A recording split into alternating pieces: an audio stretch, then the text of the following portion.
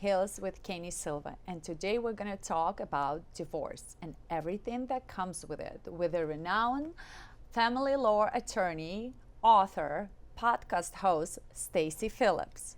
Thank you for having me. This is so exciting. Thank you so much for coming because divorce is a life-changing experience. Oh, yes. Let's face it. What do you think is the biggest misconception about divorce? That it's shameful and that it is easy or horrific. And it can be sort of both, but it is, as you said, it's life-changing. And people feel really guilty about it. It makes you question your marriage, who you are, where you are. People are very afraid, not just the recipient of support, but the payor. Are they going to have enough to support their lifestyles, their family, to move on with their life? Are they going to, both, are they going to ever meet anybody again? It's really scary. When I went through it personally, and this is what I do for a living, I remember one day I was driving and I had to pull over because I had no clue where I was. And I do this for a living, and I thought, wow, that's what my clients feel every day for a few years. And just when somebody is, I call it a fugue state, going through that, their life is turned upside down, as a lawyer, we're asking them to make the most important decisions of their lives. But yet their head is all scrambled, and it's very difficult. That's why you need a good therapist. I actually loved it when I was in your podcast and you said the first thing I tell my clients is to get a therapist. Exactly. Which is, you're so right. It's so important because at the moment you don't even know who you can trust. Let's be real. Correct. And you need that, cooling off moment for your brain to even make those decisions. Do you think your personal divorce, you started looking at things differently for your clients or the way you were talking to them? Absolutely. And I've been through 2 divorces. The second one, I was married to an alcoholic. And so I look at things very differently. And I've educated judges about it because the way even judges perceive addicts or alcoholics and how the mate reacts or should react is just wrong. So I've had to educate them about that. Let's go back to a therapist for a second. Yes. What I say to my clients is it's really, really helpful to have a therapist for a few reasons. I generally speak in 3s. 1, because you need the help. So 2, it's because it's for a good reason, not because there's something wrong with you, but because there's something right with you, that you want to move forward and process what you're going through. And 3, if you don't figure it out, you're going to repeat the same problems again. And 4, if I'm going to add a 4, that's probably a 3.5. It's to help your lawyer.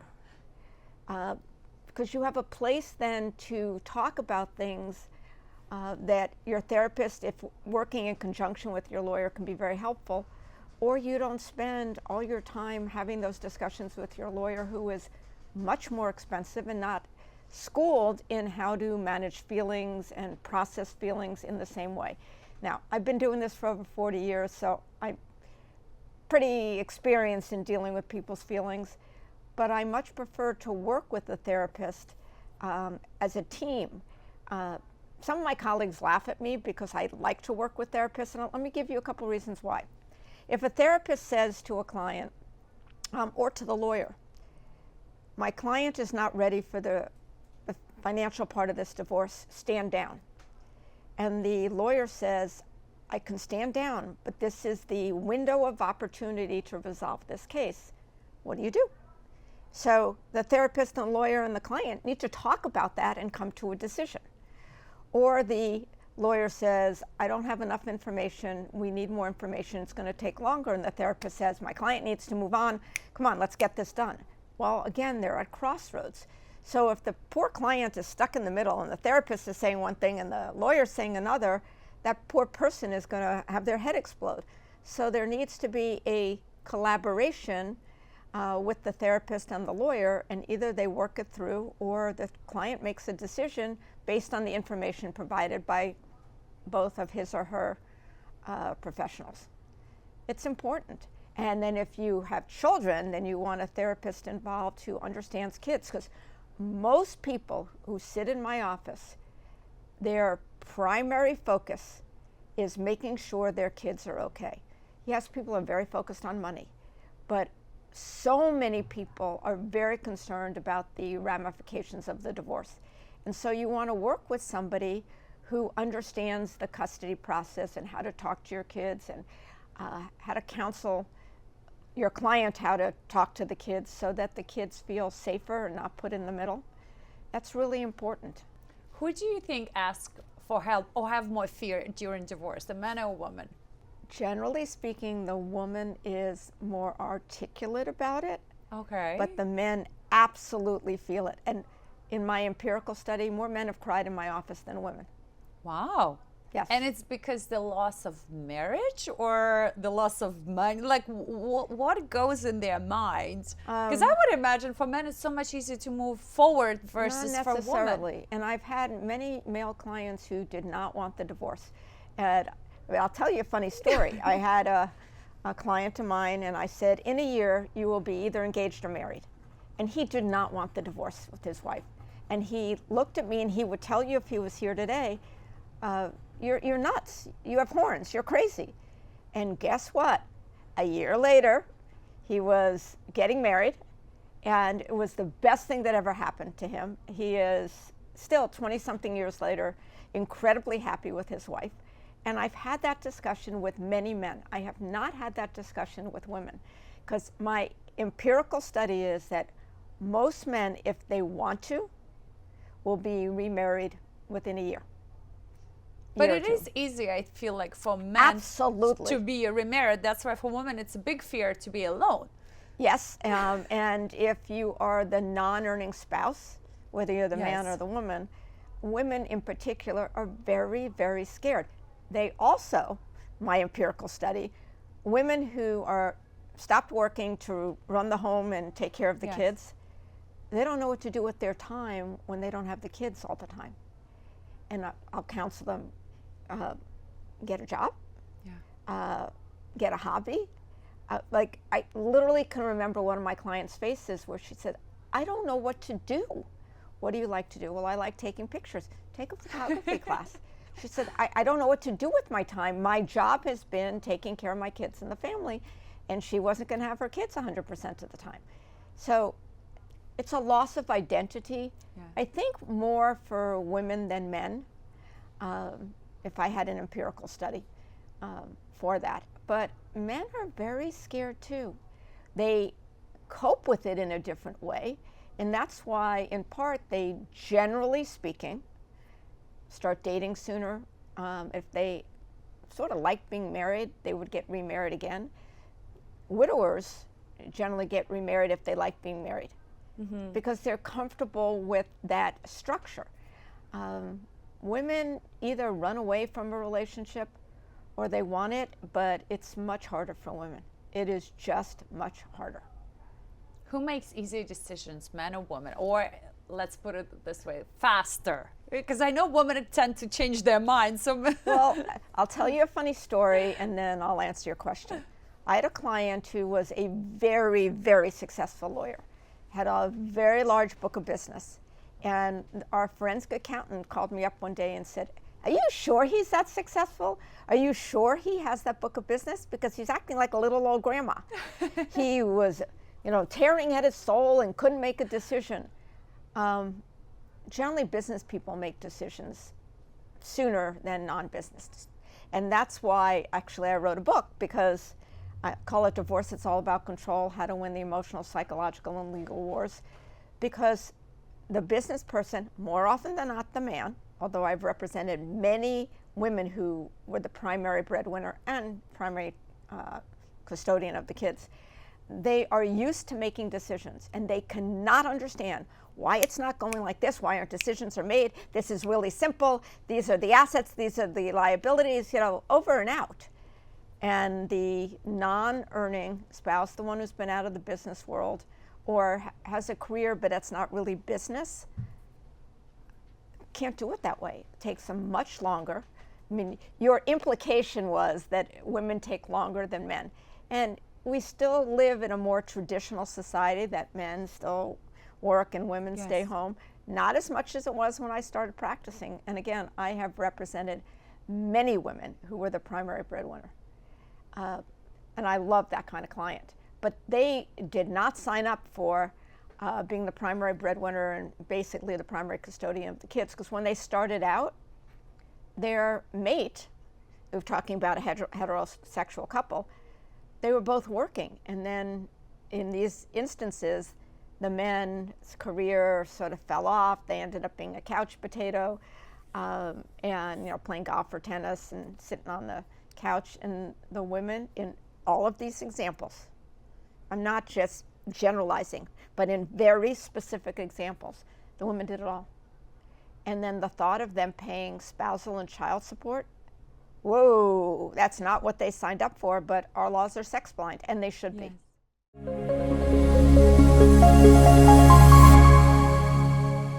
Whoa, that's not what they signed up for, but our laws are sex blind, and they should be. So and I agree with you, because I believe in a relationship, if one has an amazing career, there's also somebody at home taking care of the household.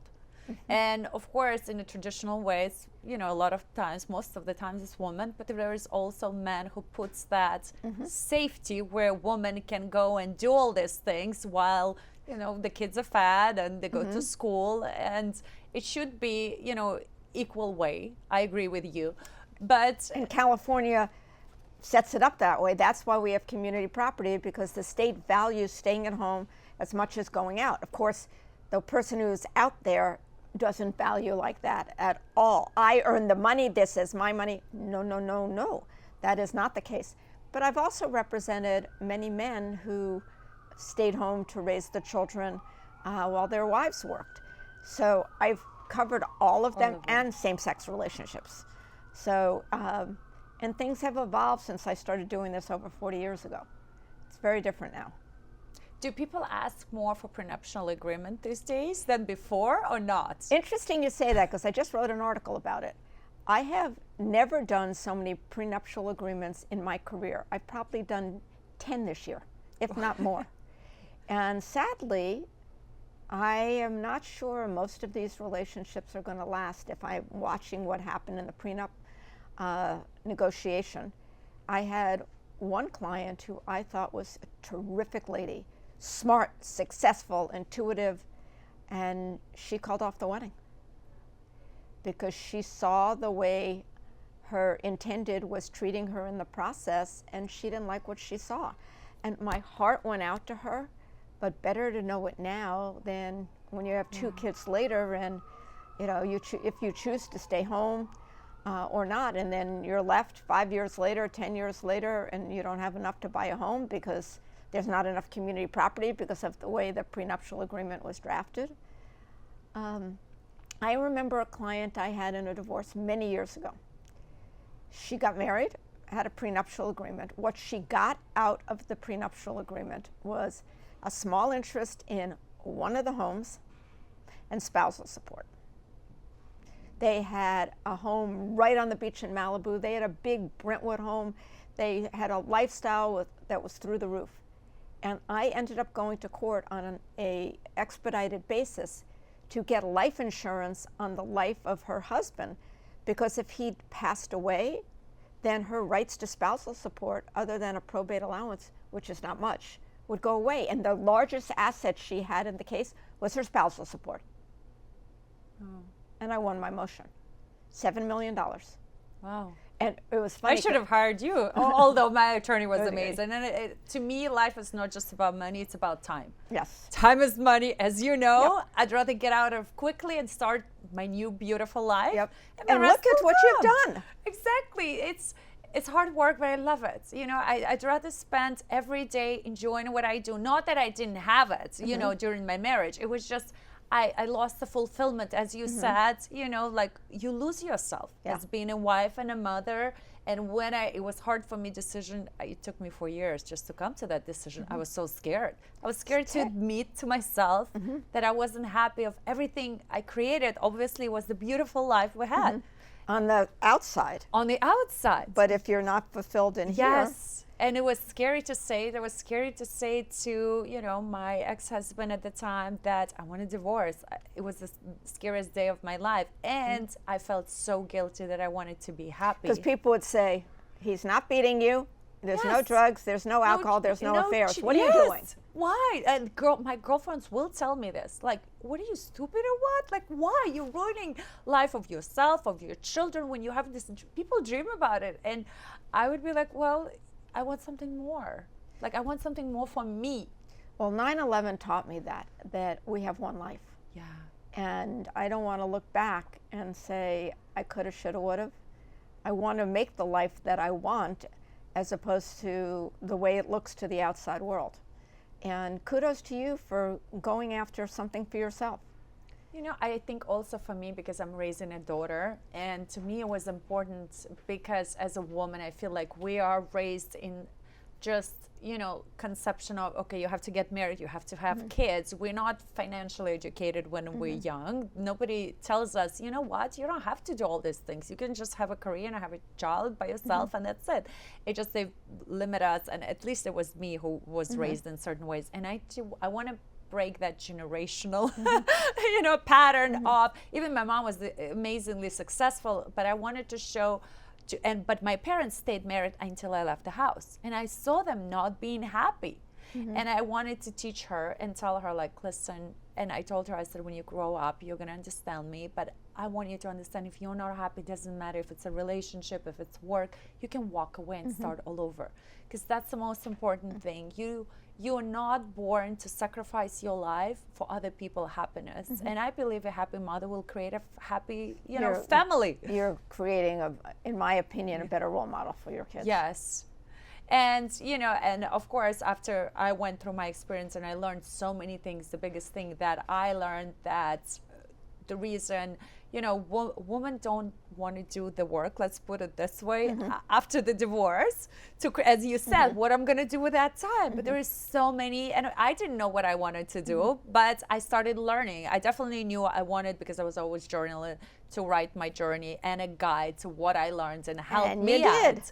And I did. And then I'm like, you know what? I meet so many amazing people every single day. And I want people to know what we talk, what inspires me, the different challenges. And I love that. And it was my dream to create the talk show, and I did. But I know you have an amazing podcast where you started something very similar.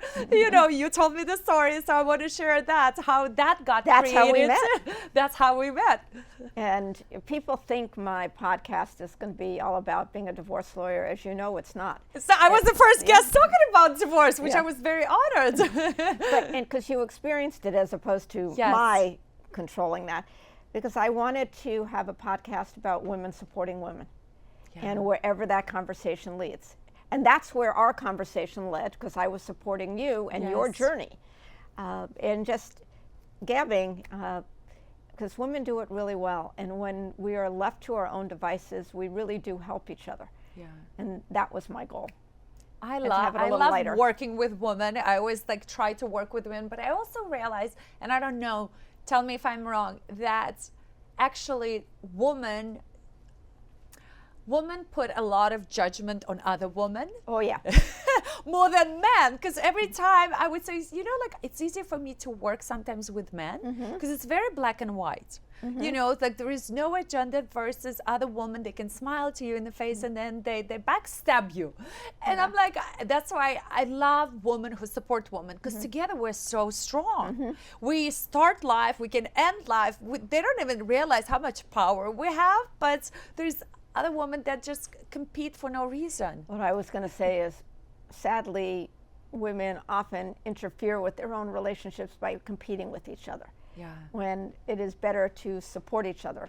I remember having issues with an opposing counsel when I was 9 months pregnant, and I literally had to call the court because she wasn't going to allow me, this before Zoom, to do a hearing on the phone, because I was probably going to be on the way to the hospital. And I said, I'm calling the court, you can join me or not. And talked to the clerk and I explained, and the judge said, absolutely. you're a woman, you've had kids, what are you doing? I mean, I'm 9 months pregnant. I'm not getting in a car, driving to court, walking around on my feet. I'm not able to do that. About a week after I gave birth, I was at a bar dinner, and the judge came up to me and said, I thought you said you know, we're having a baby. You look like you haven't had any, meaning I was thin. Yes, yes. Which I wasn't. I was wearing a dress that was loose. But the judge and the male clerk were incredibly supportive, and my opposing counsel woman was just not. Like, I don't get it. That's just not the way I am. But when you get women together, like in your podcast, supporting each other, there's nothing greater, in my opinion. I agree with you 100%, because we can create so many things and educate and you know, support each other. There is no reason to compete, because everybody, even sometimes people tell me like, you wrote a book about divorce, I wrote a book about divorce, but they're completely different. Absolutely. Everybody has their own journey and their own point of view, and the more the merrier, and we can get more educated about that, which is actually one of the things I always say. I think everybody, it doesn't matter if they're planning to get divorced or not, they should visit a family attorney. Wouldn't you agree? Just to know what it is. Well, many people come to me just to know what their rights are. I remember I was reading a book by a very famous football player, and he described in the middle of all his training, he was going through a divorce, and there he was worrying about the expenses. And he finally said, what am I doing? I mean, he's a famous football player. And I read it because I was trying to learn as much as I could about a particular football team, because I represented the owner of the team. Fast forward, that football player whose book I read ended up being my client.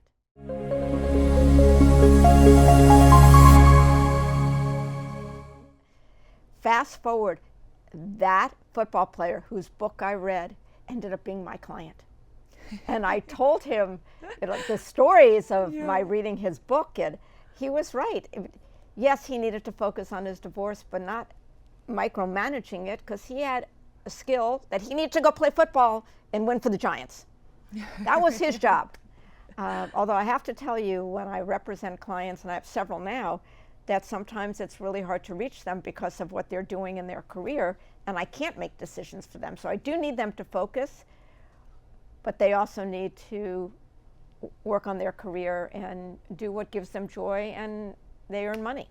Do the timing, sometimes postponing something, changes the deal or the outcome of the whole divorce? Well, it can. I mean, you can have, an example, I worked on a case many years ago where before my time, the husband, who ended up being my client, was trying to sell a business, his business.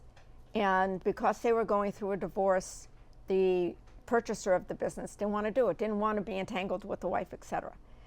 So they stopped the divorce, they stopped the deal, they finished the divorce.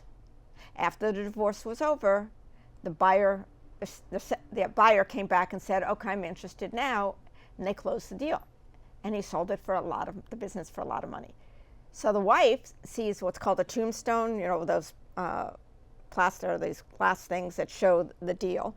Her forensic accountant saw it in a trade magazine.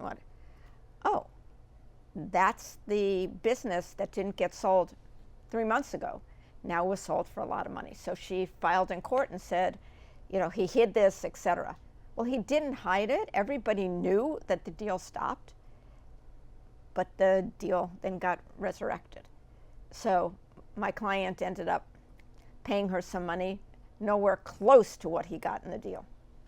And then in the process, he had another buyer come in who took out the first buyer, and he made even more money. I mean, he was sitting on a pile of money. And I understand where the wife was coming from, and she got a check. So yes, real life can interfere with divorce. One of the advice I give people is, I can tell you divorce decisions, I can't tell you life decisions. Yes. And life is more important than divorce. So if I tell you it's better not to move out of the house for a whole host of reasons, but you can't live there, it's driving you crazy, you move out. If I tell you you really need to be available to your children and not travel for business for the next bunch of months, and you have to travel for business, and you make an educated decision, okay, that's your decision. You just need to know the consequences so you can make a proper decision, whatever that is for you. Yeah. So yes, life and divorce sometimes collide. What would you tell your clients, to make your guys' life easier, to help you out with the whole process? To be responsive, not to write any emails or texts to their soon-to-be erstwhile ex or their kids that has any snarkiness in it, inappropriate comments. Don't be on social media, because you say, oh, I'm home, I don't drink, and there you are, partying. I mean, you're toast. To be cooperative, to be communicative, give us the documents when we want them, make sure your professionals give them. Don't scream, appreciate your counsel, your forensic accountants. Don't criticize just for the sake of criticizing. One of the things that clients do a lot is they get frustrated at the system, and the system is frustrating. It takes too long.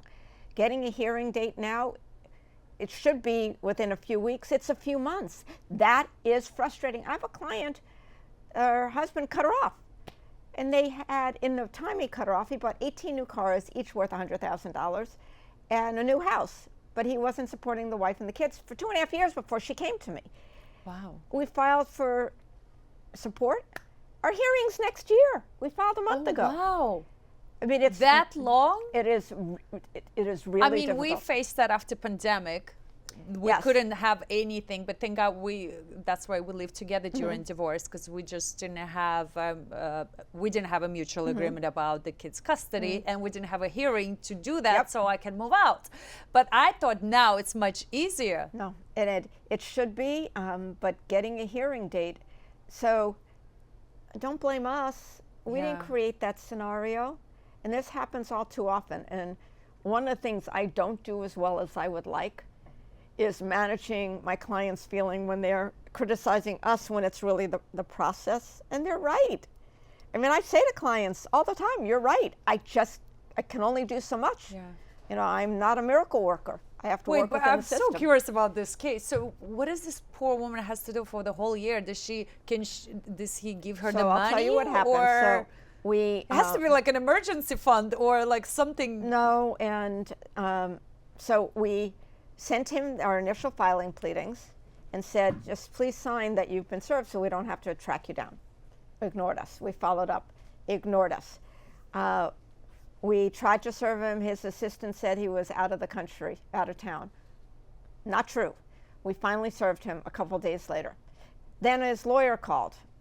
His business manager called. Then his lawyer called, and we said, we need these records. We need to be paid. My letter to him said, you need to pay.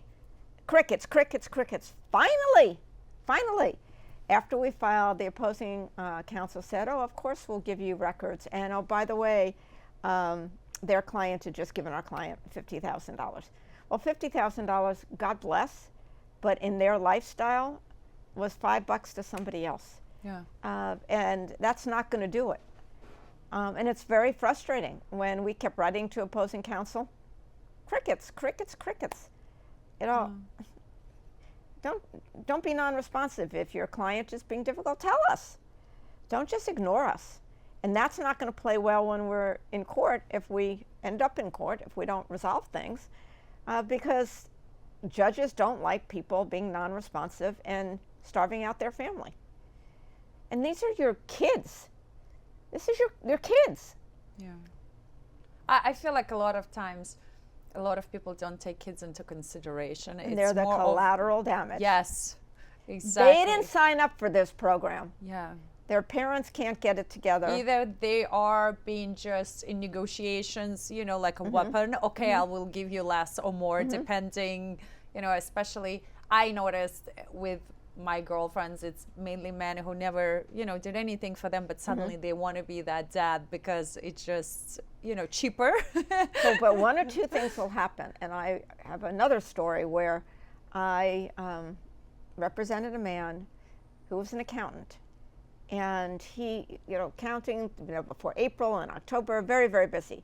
And he wasn't putting in time for his kids. And I said, I don't care how often you see your kids. I just want you to be consistent in what you tell them when you're going to see them. Do not cancel. Make a plan. Stick to it. I got him to the place very quickly. He wanted 50-50. Kudos to my opposing counsel and to his wife, because either he was going to stand up to it and exercise the 50-50, or he wasn't, and what she thought would happen would happen. To his credit, he was a 50-50 dad. To this day, he thanks me for pushing him to be participatory in his girls' lives. He then got remarried, and I remember regularly I would be talking to him on the phone, and he'd say, okay, I'm pulling in, it's time for me to give my daughter a bath. So with his third daughter, he did everything hands-on from the beginning. Kudos. Yeah. And I've heard that attorneys forcing dads to be finally dads actually benefit a lot of children having those hands-on dads. Yep, it's a win-win. But I also have had many cases where the lawyer's making the arguments, and I'll say, you're absolutely right, but you're speaking for you. Your client has no desire to do this. Yeah. So can we stop the, and sadly, that happens all too often. But if we can get somebody who was not really a present parent during the marriage to realize he or she made a mistake, then the kids benefit. Yes. They really do. Exactly. Kids need both parents unless one of the parents is really, really, really bad. And that happens too. Does the courts look at this as the kids need 50, because it's a 50-50, right? It's like they all start out as they say, even if you are really bad, they still will give you 50% of custody, or no? So right now, which is very different than when I first started practicing law, the presumption is, and judges have said this to me, the presumption is 50-50. They will deviate from it and make it less for one and more for the other based on the evidence before them. When I started practicing law, the presumption was generally the mother got primary custody, generally the dad got every other weekend, either Friday to Sunday, Friday to Monday, Saturday to Sunday, Saturday to Monday, define it different ways, and one night for dinner or an overnight on the off weeks. That was called a Freeman order, and it was named after Judge Freeman when he basically threatened a couple, if you don't get your act together, this is what I'm going to order. And that became the norm. But over the 40-plus years I've been doing this, that's no longer the norm. The presumption is 50-50. And in some families, that's terrific. In some families, it just doesn't work. And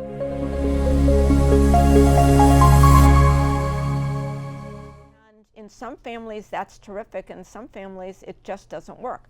Because, for example, if a parent is traveling all the time and the kids are with a nanny, yes, I do believe in nannies. I do believe in grandparents having some custodial replacement time, but not when mom or dad are out of town all the time and the kids are with the nanny. They could be with the other parent. So you have to look at it in a nuanced, fact-driven basis. So can you go back and change those custodial settings? You can modify them if there's a change in circumstances, if it's in the best interest of the kids. The ones I did years ago, those kids have kids now. Yeah. I mean, I've been doing it for over 40 years. When a child says, and they, let's say, at the age of 14, 15, 16, I don't want to go to that, what happens then? Well, it's really hard to tell a 100-pound canary where to sleep, meaning a 14, 15, 16-year-old. You need to, both parents need to encourage it. You've got to find out why. I mean, sometimes a child will not want to be with one parent because that one parent expects something from the child, to do their homework, to sit down at the dinner table. When a child says, and I'm not making this up, I want to live with mom because I have a free curfew, I can go hang out with my friends, she doesn't check my homework, I can go to sleep at 2 in the morning and I can eat popcorn for dinner. That's not being a parent. Yeah. And I don't want to live with my dad because he looks to see if I've done my homework. We have dinner as a family at 7 o'clock. I don't want to do that. I don't want to be hanging out with my dad. But that's more of a structure, and judges will pay attention to the reasons.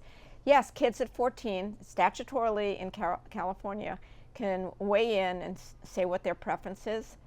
But even if they're younger or they're 14 or older, if their reasoning is not rationally based, judges are not going to take that into consideration.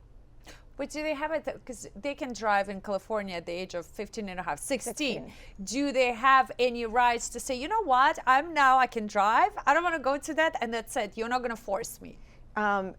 Hopefully the parents can work that out together, because you want to push kids, you don't want to force kids. Yes. And say, I'll take you out to dinner. Kids don't like schlepping their stuff back and forth between mom and dad. And if one parent lives far from school and they have to get up really early, they don't want to do that. You get that. That's why having parents live in closer proximity makes sense. But if one parent doesn't have the financial wherewithal and can't live in Brentwood and moves out to Westlake, and school's in Brentwood, that's harder on a child. So there's no easy answer other than the more the parents get along, the better the kids will be. I don't care what the timeshare arrangement is. If the parents are fighting, that's the problem. But do the kids have any right to say at a certain age when they legally can go to court or say, like, you know what, I don't want to do this? They can say it, and the judge may agree or not agree. But later on, let's say when they got divorced, they were 9 and 10, and then now they're 16, and they're like, you know what, parents, whatever you arranged, I'm not agreeing. I don't want to do this. And that's why I said I hope the parents can respect that. Yes. And take it in their own hands. And you want to stay there? Great. Let me take you on vacation. Let me come to Brentwood where you're living with mom or dad, and let me take you out to dinner. I'll be at your football games. I'll be at your science fairs. You've got to make it work for the kids, in my opinion. Yes. And some parents no, this parent is really bad-mouthing me. That's why the child is saying it. Maybe true, may not be true. And sometimes kids will say, pox on both your houses. I don't want to deal with either of you. I just want to be a kid, go to school, do my homework, apply to college. You're interfering with my life. Go away. Yeah. And sometimes they do that in impact homes. I definitely, how before you deliver a baby, you go through this courses how to deliver a baby. I feel like parents, when they go through divorce, they have to get a course how to be a parent after divorce. And there are classes that are mandated by the court. Really? In I county. didn't know that. Absolutely. So there is classes like Absolutely. Because I feel like should be some ethics, especially I never talk to my children. I always tell my kids, we want your dad to be happy, whatever his choices is in this, and encourage love and support. And I feel like a lot of times talking to women who were raised in divorced families, they're like, oh my God, I wish my parents knew that, because it was unbearable to go from home to home and hear so many negative things. And that's what the kids want to love the other parent in front of you. Absolutely. And it's so important to feel support. Of course, kids can manipulate everybody, when they do. And some do because they know who's, the weak. Yes. But at the same time, if you have on the same, you have the same values, and you actually talk to your ex-spouse that, listen, this is the rules. Let's stick to them. This is for the benefit of the kids, because it's not the kids' choice at the end of the day. But many parents don't have the same rules in both houses. And some parents really try to enforce that in the other home, and it's not going to work. Yeah. You just have to trust that that parent is going to be as good a parent as he or she can be. I remember, I've said to my kids, and I love my ex-husband, the father of my kids, and I love his wife. I would say, have you ever heard me criticize Dad? No, I never will, because you're half Dad and you're half me, and I'm not going to do that. And I know for my divorce with the father of my kids, I did as good a job as possible. And my kids would tell you that. And they have thanked me.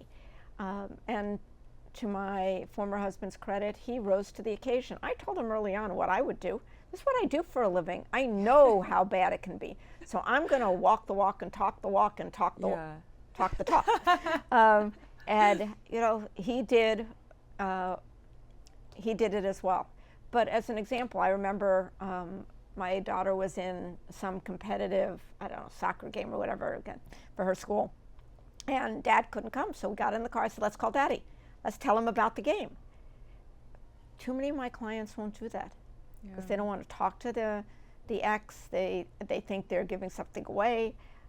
No, I want my kids to have the best relationship with both parents. Yeah. And it's very important. I remember myself when we, got divorced, because I was a person taking care of them 24 hours, and I'm a control freak. I had to learn to let go of so many things, because in the beginning I would call and be like, okay, like, are they asleep? Did you do your homework? And I was stressed so much that I think I would brought so much anxiety to them. And then I remember my ex-husband was very, kindly. He's like, listen, they're going to be okay. Like, I'm a doctor. I can manage, I'm like, I manage 500 people. Like, I'm good. And I remember, I'm like, you know what? They're at the age, they were 9 and 12 at the time. And I'm like, well, they're either going to learn or they're going to, go through hardships, but they're still going to, there's nothing that's going to happen to them that's not fixable. Okay, they're not going to sleep. They're going to go tired to school. They're going to learn. They have to go to sleep early. They're not going to do homework. Okay, they're going to fail a couple, but they're going to learn. There is nothing but the benefit of them becoming self-sufficient. And at the end now, I look at my kids, I'm like, if something happens to me tomorrow, they're so self-sufficient. So good judgment comes from experience, most of it bad. So as you said, if your kids didn't get their homework done, they'll deal with the ramifications and they'll get their homework done. Yep. And that's what I said, you can't control what's going on in another parent home. You just have to feel secure that the kids are safe. Yes. That they'll be Safety. fed, that there's somebody there. Exactly. And if your ex-husband is not going to be helicoptering around for them to do their homework, they'll figure it out. Yes. And that's our job as parents, is to give our kids wings and hope they can fly. So you learning that probably made you a better mom to your kids. And besides that, it made me feel much, I feel now safe that with my kids, they are okay. They're going to be okay no matter what. Even if I'm gone, their dad is gone, they know how to learn things out, how to figure it out, how to, Josh was a very picky eater before. After divorce, he started, trying new foods. And now he eats a lot of things. And, he learned something, how to use an alarm, how to do this, how to do that. That's why I'm like, divorce, I think this is the best thing that happened to my children, being wrapped in a pink bubble, because they became very self-aware what's happening. Nobody was really babysitting them at the dad's house, which I love it. It was, school of life. Have you ever had a conversation with them, not you talking, but them talking to you, what this has been like being in two homes and how you both handled it? They do say it's very hard, especially because we have a schedule Monday, Tuesday, Wednesday, Thursday alternation. And they're like, Mom. 5-2-2 plan. Yes. And I'm like, Mom, like, it's so hard to do now because they're older. It's so hard to go in the middle of the week to switch homes. And because I do the same thing, I know what it is. It's hard. And that I understand. But I also see the kids' sides, like, from a point that, of course, my house is more a 24-hour hotel with 24-hour concierge service. Well stated. But you know what I learned now? It's not the time we spend together, it's a quality timing. And my kids know I'm there for them, even I'm not 50% physical there, I'm 100% with them. They can call me, text me. And what I learned actually it's been over 3 years, when my son doesn't call me, everything is good. Because when they call you all the time, something is happening. When they don't call you, my son sometimes 3 days, I don't hear from him. And people would be like, well, aren't you? I'm like, no, because I know everything is good. You learn to cherish those moments. It's when the phone and they're crying and all these things. I'm like, no, they're good. Like, one of the things I observed that with my kids, certainly for me, and I believe with their dad, when we had the kids, we were really focused on them. When you're living together, you're not as focused because you have more time. So when you have less time, you really spend the Yes. time. You really spend So the they time. had more parental attention. But you also don't micromanage every Yep, little thing. yep. And you learn to let go them as like, okay, if they're going to go to college, I'm not going to be bugging them. And they learn to live without you, which I feel is so important, especially because I see when I drop off my kids to go to camps, sleepaway camps, and how moms are crying. And I'm like, listen, like, oh, look at you. What, he's going to go college? And I feel like for kids that've been home, you know, and then they go outside, that's a lot of, they have to go through still that parent separation and anxiety. And my kids have already been there. They're like, bye, mom, I'm good. I don't need to do that. So they're more prepared for life than anybody else. It's just, you know, a lot of times these children have also to go through the parents fighting, and that's the worst. That's terrible. You know, like now we're in an amazing relationship, the same as you, and you know, like I see my kids tell me like, mom, like when I took her to the charity event in Aspen, it's like, I see you in your element. I never seen you like that, and you are a completely different person. You know, because at home they good for you to see. Yes, because at home they see me as mom who's always like, do the homework, do this. And just like, mom, like you are so different. I see you in your element and how happy you are. And to me, that's the most beautiful thing. is. When kids see you, somebody not just as a mom, somebody as a person, and things she loves to do. And you know, it's a blessing. My kids went to camp in Maine for 7.5 weeks every summer. Wow. And people in California like thought we were committing child abuse. Back east, that was very normal. So my kids were so used to being away from home that going to college for them was a lot easier. You're right, there's so many kids here who haven't had that experience, and it's very hard for them to go to college. And they don't want to leave, you know, going to UCLA when they live in Brentwood. My kids went back east.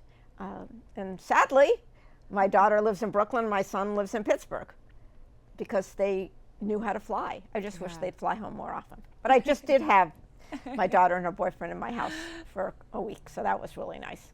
Wow. And they're healthy, healthy kids. That's the most important thing. And on this note, because I can ask so many questions, because it's just my favorite topic. Hey, I wrote a book about it, but I know you have an amazing page where people can ask you questions. Yeah, ask Stacy. Ask Stacy, where you can ask questions that you're interested about, because we can be talking for hours and hours. But the last question I want to ask is about your heels, because it's all about the heels. And I want to know these gorgeous shoes and heels. So who they're made by? My favorite shoe designer, other than Enrico Quini, but is Jennifer Shimandi. And I actually, I didn't design the style, but I picked the toe and the mesh. And after I did this, she started to sell it. Wow. She should have called it the Stacy. But I bespoke a lot of my shoes with her. I'd like this color, or I'd like this combination.